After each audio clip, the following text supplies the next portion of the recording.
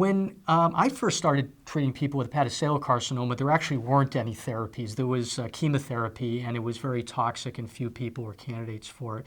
And we don't use chemotherapy in the majority of patients anymore. With first line, we have 2 agents, so we have a choice. But in second line, we have 5 different therapies that are FDA approved. So we have the TKIs, cabozantinib and regorafenib. We have the immunotherapies, nivolumab or pembrolizumab, and we also have the anti-VEGF receptor antibody ramucirumab. And so what this basically tells us is we have a number of choices in second line, which is really great for patients. This is one of the most challenging issues in managing hepatocellular carcinoma, is which of the second line therapies to use. Keep in mind that all of them were tested in people who had had prior sorafenib.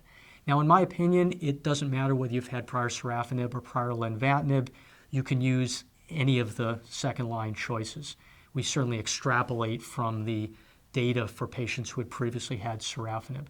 But one issue that commonly happens is that people with their prior TKIs, they've maybe had some side effects. So I'm often asked by patients, well, does that mean I'm going to have the same side effects? Should I use a TKI or should I use an immunotherapy in this setting? And the reality is, just because you have a certain experience with one TKI doesn't necessarily mean you'll have the same experience with another TKI. So I think it's actually appropriate to choose either immunotherapy or a TKI in second line. Now, what I do in my personal practice is, again, discuss with patients what's known about these drugs.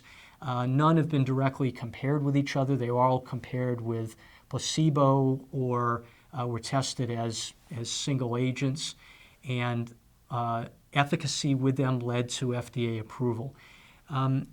Even though I just got done saying that the experience with a prior TKI doesn't dictate experience with a subsequent TKI, I think many patients will tell me, well, yes, I've already had that TKI, I know what the experience was, but I want to try something different, or I've seen immunotherapy on TV. So we certainly try to take into account what people's wishes are.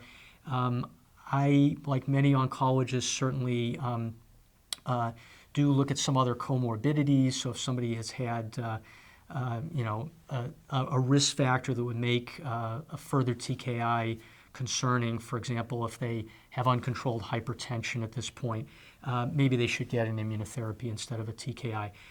If they have an autoimmune disease, and you can have autoimmune diseases and still take anti-PD-1 therapies, the immunotherapies, but some people have autoimmune diseases where you'd have to be really concerned about whether to give them an immunotherapy. If they have active lupus, for example, you'd have to be a little concerned in that person.